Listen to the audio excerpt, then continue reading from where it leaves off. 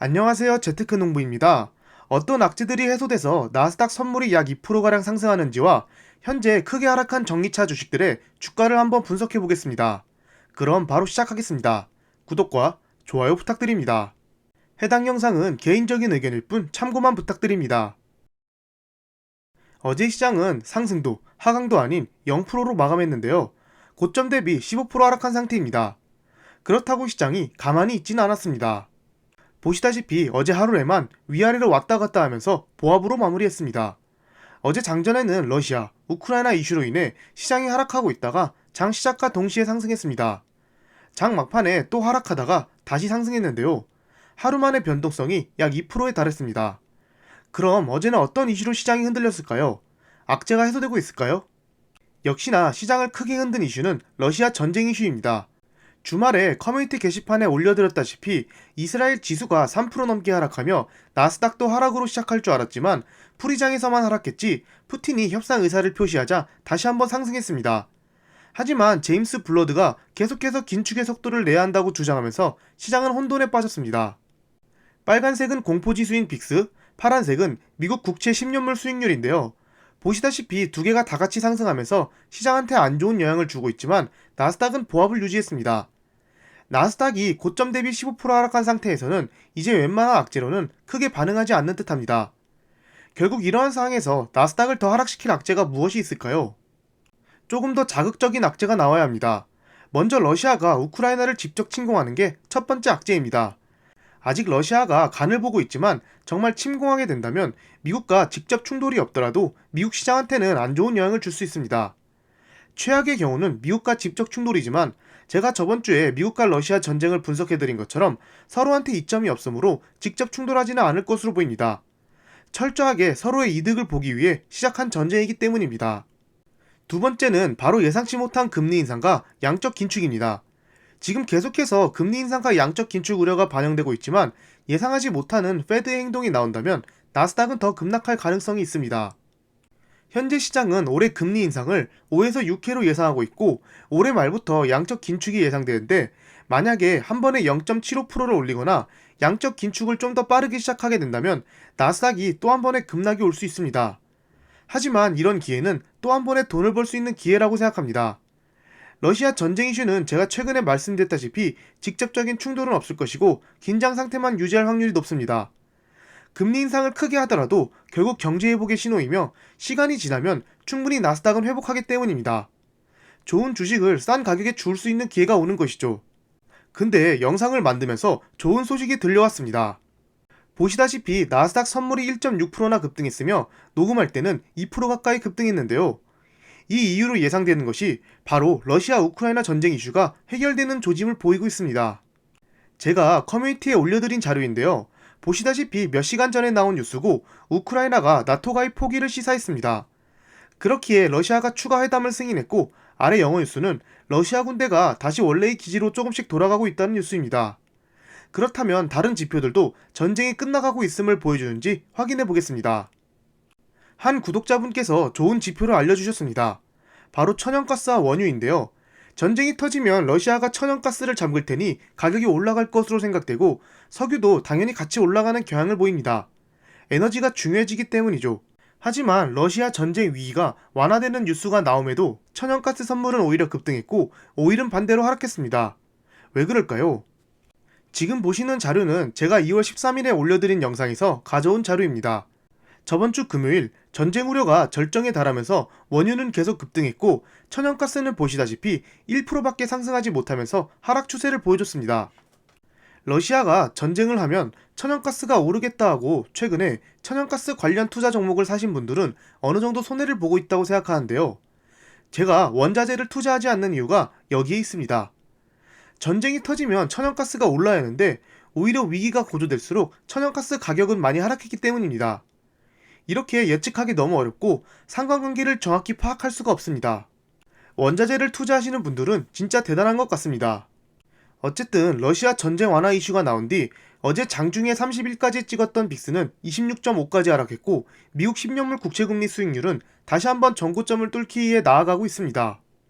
아무래도 한국 시간으로 오늘 10시 30분에 발표될 생산자 물가 지수가 최근에 발표된 CPI처럼 예상치를 넘을 것으로 보는 듯하는데요. 저번 주에 발표된 CPI 수치가 예상치를 뛰어넘으면서 발표와 동시에 나스닥이 급락했지만 보시다시피 장 시작 후에는 다시 원래 주가로 돌아온 것을 볼 수 있습니다. 그 이유는 연준 의원의 발언으로 인해 하락하긴 했지만 이제는 웬만큼 안 좋게 나와도 시장이 이렇게 금방 회복하고 있습니다. 오늘 발표될 생산자 물가지수 예측치랑 이전값입니다. 예측치보다 낮게 나오면 나스닥이 상승하고 높게 나와도 이미 CPI 때처럼 엄청난 회복력을 보여줄 수 있지 않을까 개인적으로 생각됩니다.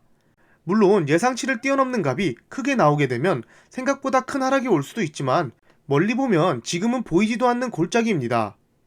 현재도 미국 10년물 국채금리가 계속 상승하고 있는데 생산자 물가지수 발표 직후 커뮤니티 게시판에 결과를 업로드해드리겠습니다. 그리고 어제 시장에 특이한 점이 있었는데요. 바로 전기차 섹터들이 다같이 상승했다는 점입니다. 그 이유는 미국 최고의 스포츠 축제인 슈퍼볼 광고가 전기차로 도배됐고 전설의 헤지펀드 투자자 조지 소로스가 리비안의 주식을 대량 매수한 사실이 밝혀졌기 때문입니다. 또한 전기차 분석가 파이퍼 샌들러는 테슬라의 등급을 매수로 유지한 뒤 목표 가격을 1350달러로 상향했습니다. 즉, 전기차가 월가의 대세임을 다시 한번 증명하게 된 것입니다. 그렇다면 리비안의 기간 물량을 확인해 보겠습니다. 물량을 많이 가진 순서대로 정리했고 조지 소로스는 9위에 랭크되어 있습니다. 보시다시피 약 1983만 주를 20억 달러에 매입했다고 밝혔는데요. 조지 소로스 펀드가 가장 많이 들고 있는 주식이 리비안입니다. 하지만 조지 소로스는 지금 가격이 아닌 지난해 12월 상장된 이후에 매수를 했으므로 현재 손실액은 거의 1조 원에 달한다고 합니다. 40% 정도 손실을 보고 있습니다. 이처럼 해치펀드가 다 맞는 것은 아닙니다. 아직은 조지 소로스의 투자가 실패했다고 단정 지을 수는 없지만 100달러도 싼 가격이라고 분석한 듯합니다. 조지 소로스의 평단가는 약 100달러 초반으로 예상됩니다. 이제 슬슬 기관들이 작년 4분기 매매 기록을 공시하고 있는데 어느 정도 다 공시되면 기관들이 금리 인상 전에 어떤 주식을 샀고 팔았는지 분석한 영상을 만들어 드리겠습니다. 최근 6개월간 테슬라, 리비안, 루시드 주가, S&P 지수를 같이 비교한 자료인데요. 보시면 테슬라와 루시드만 유일하게 S&P 지수보다 높게 상승했고 리비안은 아직 많이 하락해 있습니다. 제가 작년 11월에 리비안과 루시드에 대한 예상 주가와 지표들을 분석하면서 고평가라고 말씀드린 적이 있는데요. 그때와 지금의 지표를 분석해 보겠습니다. 정확히 3개월 전 날짜와 동일한 날짜입니다. 제가 11월 14일 올려드린 리비안 분석 영상에서 예상 매출을 계산해 드렸는데요. 예상 매출은 판매량과 차량 판매 평균 금액으로 대략적으로 계산한 것입니다. 그렇기에 정확하지 않을 수 있다는 점 참고 부탁드립니다. 보시면 3개월 전과 달리 PSR이 상당히 나아졌습니다. 심지어 2023년 기준으로 리비안이 무려 5라는 PSR을 보여주는데요. 아직 전기차 시장이 제대로 커지지 않았고 여기 보이는 기업들의 매출과 점유율은 더욱 늘어날 텐데 PSR이 8인 것은 상당히 매력적인 지표라고 생각합니다. 지금 보시는 것처럼 많은 전기차 주식들이 크게 하락해 있는 상태입니다. 수많은 전기차 회사 중에 살아남으면 분명히 크게 상승할 테지만 많은 회사들은 사라질 위험도 있습니다. 미래 전기차 시장을 대비해서 전기차 주식을 하나쯤은 들고 있는 게 좋을 듯 합니다. 왜냐하면 아직 전기차 시장은 극초반이기 때문입니다. 보시다시피 2020년 전기차 점유율이 전체 자동차 시장에서 고작 4%입니다. 올해도 10%를 넘지 못했으며 25년에 겨우 17%, 30년에 34%, 2040년에 도달해서야 내연기관차를 앞지를 것으로 보입니다. 단순 계산으로 전기차 매출이 2020년에서 2040년까지 10배 이상 급등할 수 있다는 것이죠. 그렇기 때문에 테슬라의 지표가 말이 안 되게 높은 것이고 미래 기업 가치가 주가에 선반영되어 있습니다.